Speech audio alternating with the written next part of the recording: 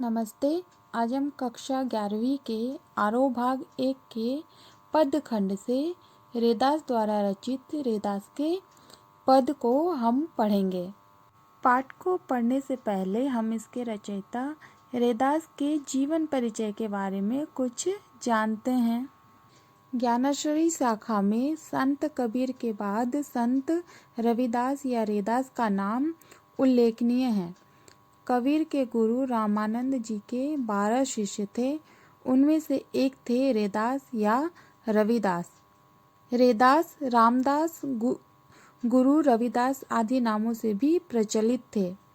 इनका जन्म 1376 ईस्वी में काशी में हुआ था।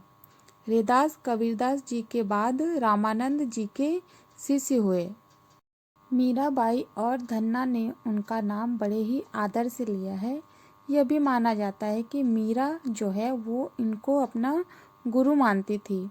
जातिवाद के आधार पर ईश्वर की भक्ति को रैदास ने सारहीन बताया और इस बात पर जोर दिया कि विविध ग्रंथों में एक ही परमेश्वर का गुणगान किया गया है और सारे रूप एक ही परमेश्वर के हैं। उन्होंने अपने आचरण और व्यवहार से यह भी प्रमाणित कर दिया कि मनुष्य अपने जन्म और व्यवसाय के आधार पर महान नहीं होता है।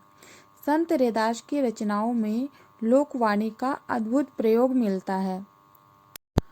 उनका कोई भी प्रमाणिक ग्रंथ नहीं मिला है, फुटकर रचनाएं ही मिली हैं। उनके 40 पद आदि गुरु ग्रंथ साहिब में भी मिलते हैं।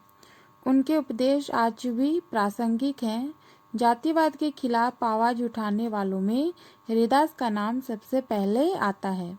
इनके विचारों पर आधारित रविदासी धर्म भी प्रचलित हुआ। आज भी संत रविदास जातिवाद के खिलाफ संघर्ष के प्रतीक माने जाते हैं। तो अब हम पाठ की ओर चलते हैं और रैदास के पद पढ़ते हैं। तो प्रस्तुत पद में रैदास जी ने जाति पाति हिंदू मुस्लिम के भेद को क्या किया है, स्वीकार नहीं किया है, उसको नकारा है और इस भाव को ईश्वर भक्ति में क्या मानते हैं, वो इस भाव को ईश्वर भक्ति में बाधा मानते हैं। ईश्वर भक्ति सर्वथा अहंकार क्रोध जैसे जो दुर्भाव होते हैं उससे रहित होते हैं और ये ईश्वर भक्ति बहुत ही भाग्य से नसीब होता है। कवि ने एक ईश्वर की स्वीकारोक्ति ससंगति के महात्म्य को भी यहाँ प्रकाशित किया है। तो आइए अब हम रैदास के पद पढ़ते हैं।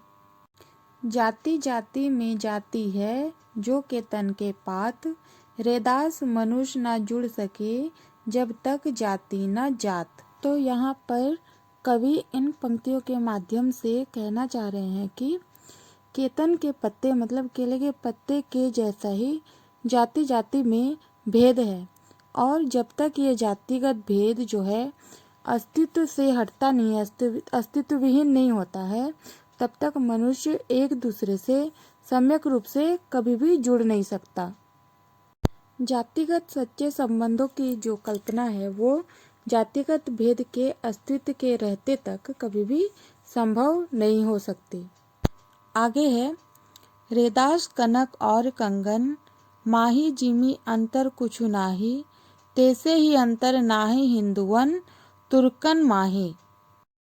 तो यहाँ पर कवि रैदास जी क्या कहते हैं, कवि रैदास जी कहते हैं कि जिस तरह से सोने और उसी से बना हुआ कंगन के बीच जो है मूल्यगत कोई भी अंतर नहीं होता है, ठीक उसी तरह से जाति या धर्म से अलग हिंदू मुसलमानों के बीच में भी कोई भी अंतर नहीं होता है।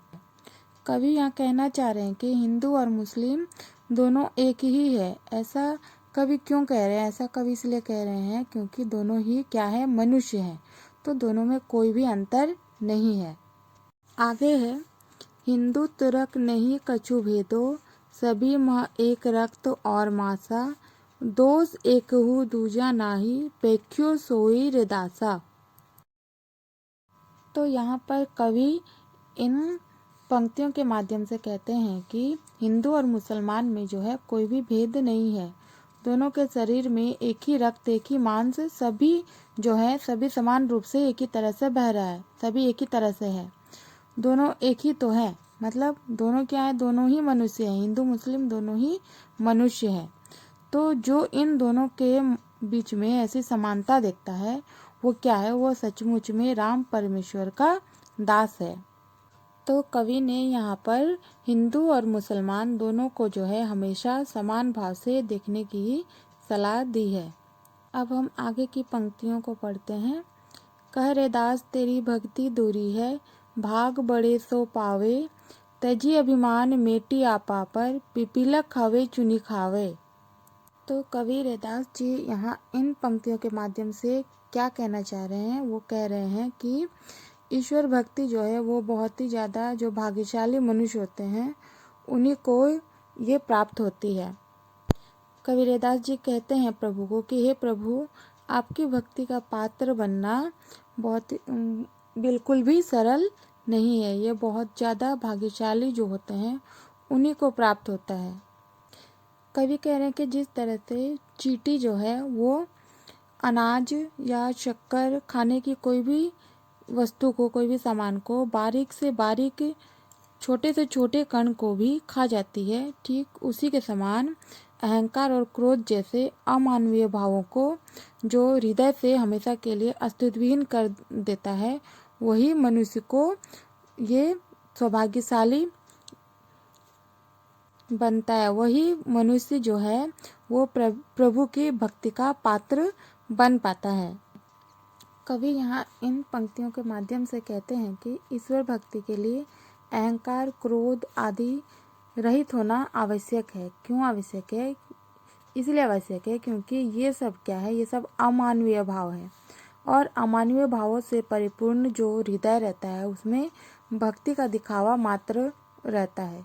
तो ईश्वर सच्चे भाव के भूखे होते हैं, दिखावे के नहीं होते हैं। इसलिए ये सब भाव नहीं होने चाहिए मन में, मानव हृदय में। अब हम आगे की पंक्तियाँ को पढ़ते हैं।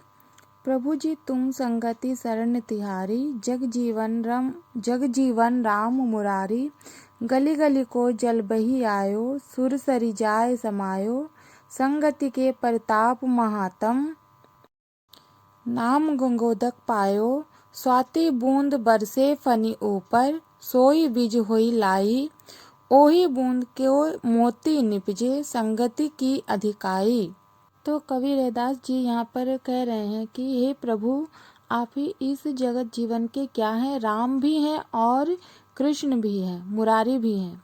मैं आपकी कृपा भक्ति के लिए आपके श्री चरणों की शरण में हूँ। कवि संगति के महिमा का बखान करते हुए कहते हैं कि ये संगति का ही प्रभाव है कि गली गली का तुच्छ जल भी बहकर जब गंगा में मिल जाता है, वो पानी बहकर गंगा में समा जाता है, तो गंगा की संगति के प्रताप से जो पवित्र गंगा जल के महात्म्य को वो पानी प्राप्त कर लेता है। तो ठीक इसी तरह से संगति की महिमा स्वरूप स्वाति नक्षत्र की वर्षा बूंद जब सांप के मुख पर पड़ती है तो वो विष, केले के सींके में पड़कर कपूर, और सीप मुख में पड़ने से क्या बन जाती है, वो मोती बन जाती है।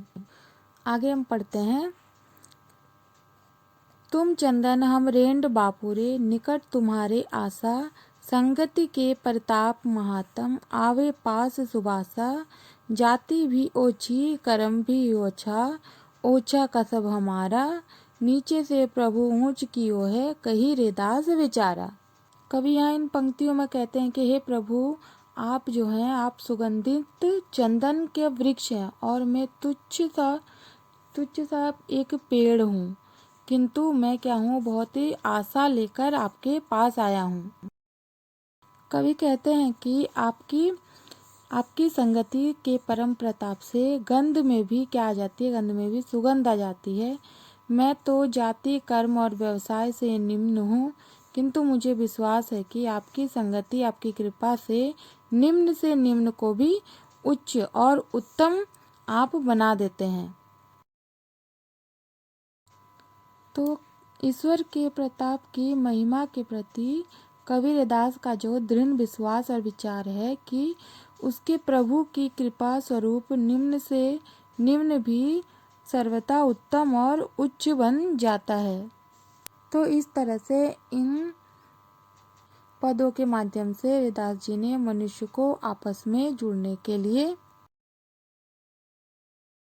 जातिगत ऊंच नीच के भावों को पूर्णतः मिटाने की बात कही है, क्योंकि जाति भेद से ही मानव के मध्य जो है भेदभाव का जन्म होता है।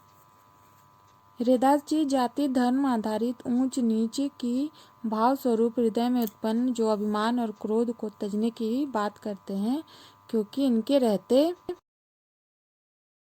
ईश्वर भक्ति की प्राप्ति नहीं हो सकती। धन्यवाद।